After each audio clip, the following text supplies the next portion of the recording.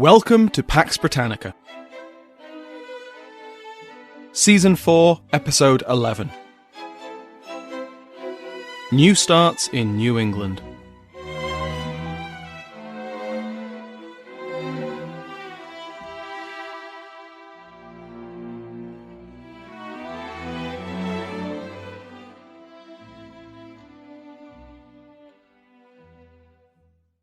Welcome back to Pax Britannica. I'm your host, Dr. Samuel Hume. Last time, we covered the political fallout of England's defeat in the Second Anglo-Dutch War. The main casualty was the Earl of Clarendon, Edward Hyde, who, despite being firmly against the war with the Dutch from the beginning, was blamed for losing it. He would die in exile, and his place as the king's chief counsellor was filled by a group of 5 men, a cabal. As we saw, they were not especially united over much, and there were more than just 5 men, but the name stuck. So the next period of Restoration government has become known as the Cabal Ministry. But over the next few episodes, we're going to be far from London and its corridors of political intrigue, because we need to catch up with the English Empire in North America and the Caribbean. These colonies have been growing in both population and number, and it's high time to check in. In New England, war will once again break out between the colonists and their indigenous neighbours.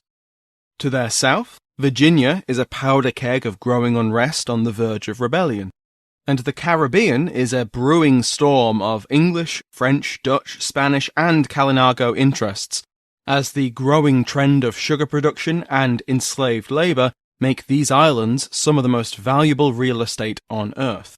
Across the English Empire, the colonial population had skyrocketed to around 200,000, and most of the new arrivals had stepped ashore in America and the Caribbean in some form of unfreedom, either as indentured servants who could look forward to the end of their contracts and freedom, or slaves who could not. All of these areas are interconnected, even at this early stage, and events in one will have effects in others. In 1660, the colonies were completely blindsided by news that Charles Stuart had returned to England and been proclaimed king. For the 4th time in just over a decade, the constitutional order had just been turned on its head, and the colonies were left to chart their way through choppy waters. For some, this was wonderful news, long awaited. The continental colonies of Virginia, Rhode Island, Plymouth, and Suriname on the South American coast, as well as the island colonies of Bermuda, Barbados, and Jamaica, all proclaimed Charles II as their king as soon as they heard about it. Some of these are unsurprising. Virginia and Barbados had already proclaimed Charles once they'd learned of his father's execution, and had had to be reduced by the state's navy. Governor Berkeley of Virginia was confirmed by Charles in his first colonial decree, as recognition of Berkeley's long-standing loyalty to the crown. Carla Pestana suggests that these immediate celebrations of the Restoration were primarily driven by 2 factors: those colonies who already leaned royalist, and those in a precarious position who quite frankly couldn't care less who was in charge back in London as long as they sent them supplies and legitimacy. Jamaica, still fighting its guerrilla war and needing new labourers to work the fields, needed money and manpower, whereas Rhode Island and Plymouth were wary of their larger neighbours.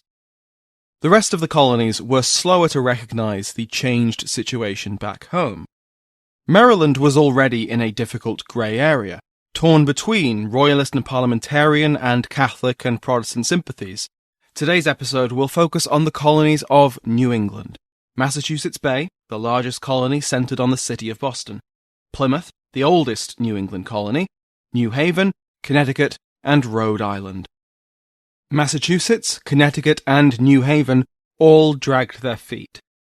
Of the 3, Connecticut was the first to proclaim Charles in March 1661, nearly a year after his restoration. Massachusetts and New Haven held out until August. The Massachusetts General Court investigated their rights under their charter, which you might remember that the founders of the colony had, uniquely, brought with them 30 years before. Only after they were sure that nothing contradicted these rights and also after they learned that their silence had been noted by the rabidly anti-Puritan Cavalier Parliament, did they officially proclaim Charles. New Haven was the last to officially proclaim the king, writing to Massachusetts, for some reason, to explain their delay, before they too followed suit. This reluctance was noted, and it did play a role in the fact that just a few years later, New Haven ceased to exist as a separate colony. The delay of some of the New England colonies, particularly the largest one, Massachusetts, did nothing to help the view of the region in Restoration England. The colonies were lumped together as a den of regicides, revolutionaries, and heretics. Many New Englanders had returned during and after the Civil Wars and held high-profile positions in the parliamentarian and Republican governments. This region wasn't just tarnished by past sins. Famously, 3 regicides fled to New England. William Gough and his father-in-law, Edward Warley, arrived first, receiving a public welcome in Boston. Once they were known to be exempted from the Act of Oblivion, they made the sensible decision to get out of sight, hiding in the wilderness of New Haven, where they were soon joined by John Dixwell.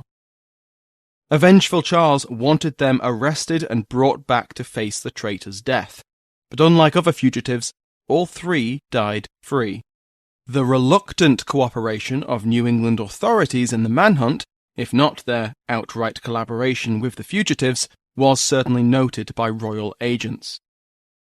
Compounding this guilt, until 1663, Massachusetts was not invoking the king's authority when issuing writs. It was only after they were repeatedly called out for this by London did they start doing so. The 4 largest New England colonies, Massachusetts, Connecticut, New Haven, and Plymouth, were all part of the New England Confederation, an intercolonial alliance which had been created in the 1640s to coordinate defense against Native Americans, as well as rival colonies like the Dutch New Netherland. The signatories were bound to help each other in the event of attack, sending militia troops as quickly as possible, and any offensive war required a majority of commissioners to agree. The Confederation, usually referred to as the United Colonies of New England, also cooperated in returning fugitives and escaped indentured servants and slaves. In their Articles of Confederation, the United Colonies state that their unity was based on the twin bonds of nation and religion. They were English and they were godly. But in the face of metropolitan hostility, New Englanders changed how they presented themselves. For the past 2 decades, their zealous godliness had been something to crow about. In the passions around the civil wars, this was absolutely sincere, and then the godly were then in power, first as the Republic, and then under Oliver Cromwell. But with the Restoration, it wouldn't do to emphasize that anymore, and instead there's this interesting switch. Nothing dramatic, but the General Court in Boston began officially suppressing millenarian pamphlets, and in official letters to Whitehall, all the New England colonies insisted upon their shared Englishness and their place on the frontier as defining features of their identity. As I hinted at before, in 1664, the colony of New Haven ceased to exist. For the past few years, Connecticut had been trying to absorb its smaller neighbour, and in 1662 had received its own royal charter which included the towns of New Haven. But New Haven was proud and refused to submit, even after Connecticut offered some quite generous concessions to allow them to keep their own quite restrictive, exclusive suffrage. But then the Royal Navy arrived.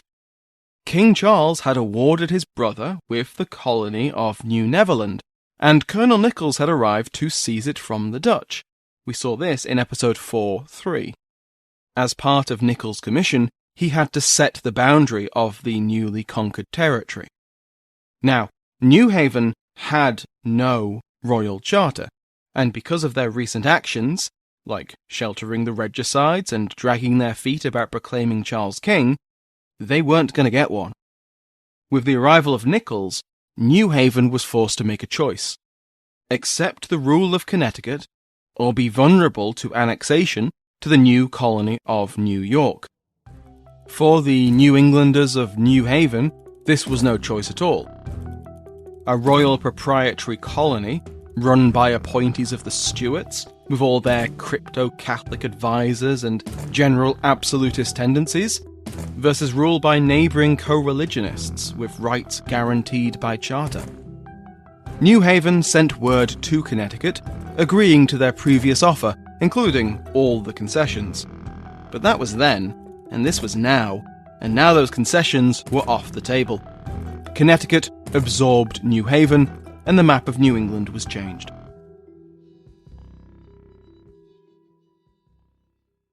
Besides the tumultuous political situation, New England also faced several economic and religious crises during the 1660s.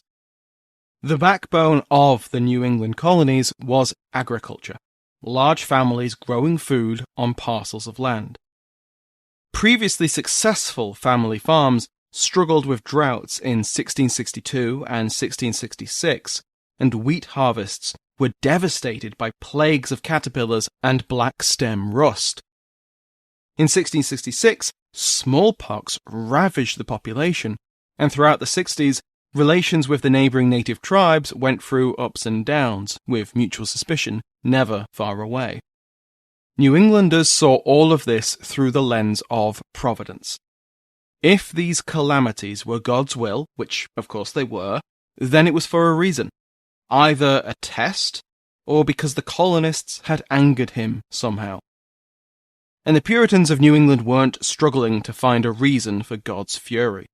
Religious dissenters flocked to the colonies through the 1650s and the 1660s, either fleeing persecution back in Old England, or to spread their new doctrines.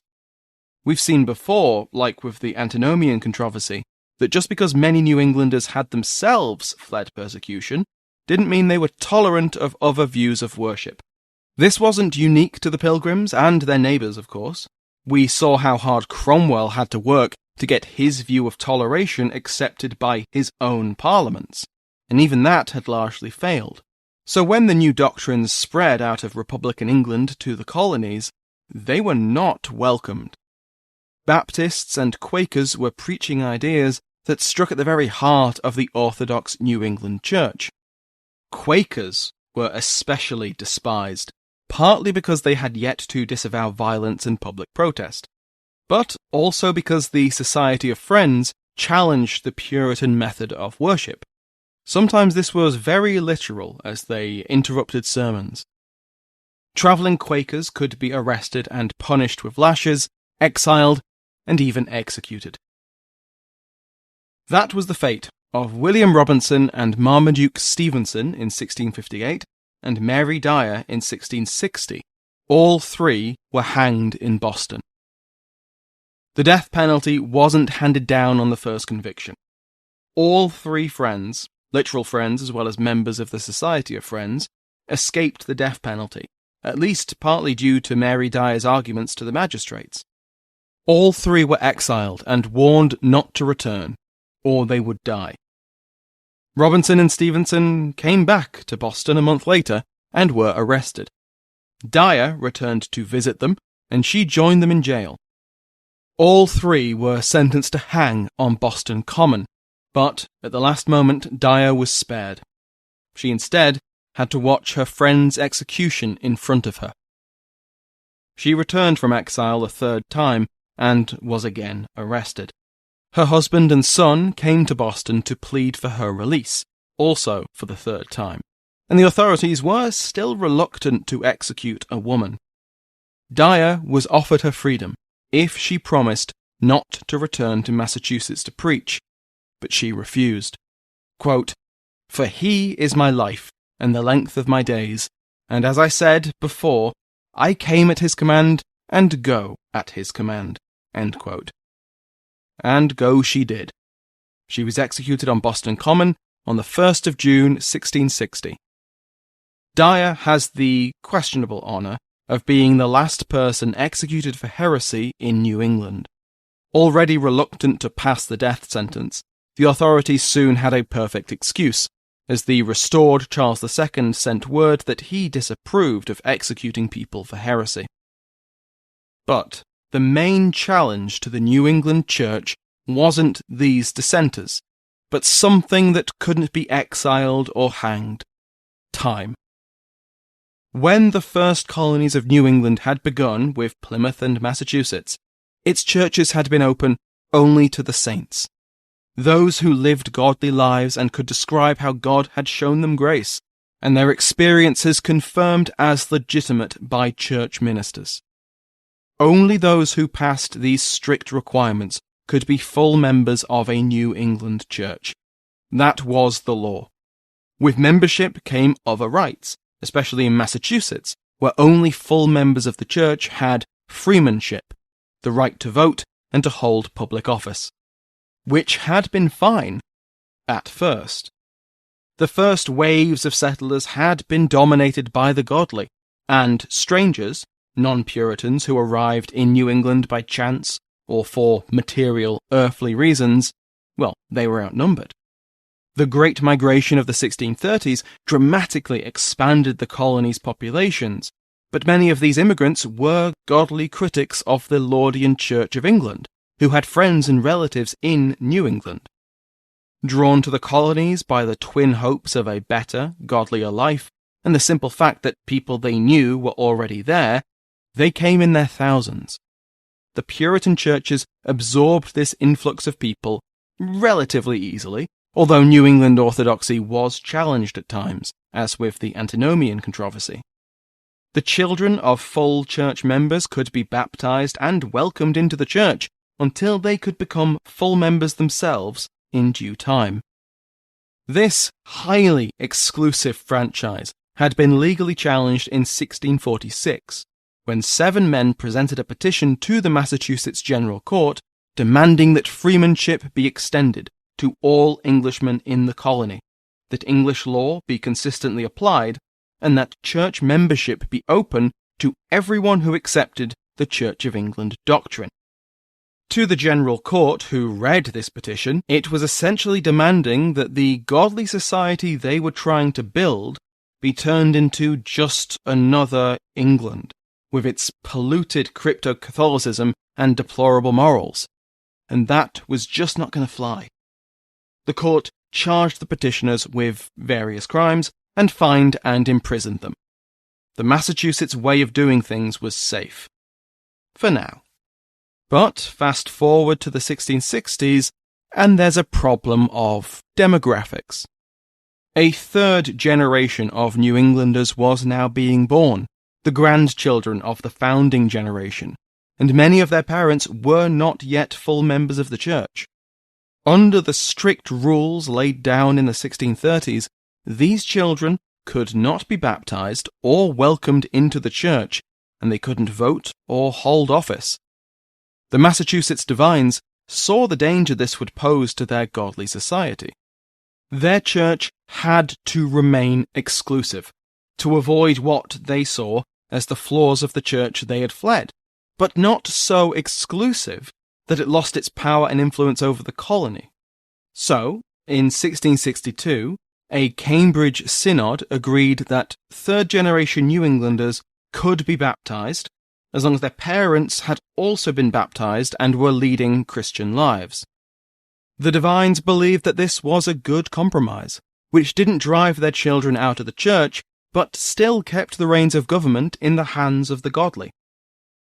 This halfway covenant was presented to the General Court, where it was resoundingly rejected. This was a godly community, for the godly, run by the godly, and God will provide. This had not been what the founders had intended. Never mind that many of those founders were very much still alive, and some had in fact proposed this new approach. This disagreement was over the future soul of Massachusetts. This internal divide was only settled after the colony faced an existential external threat.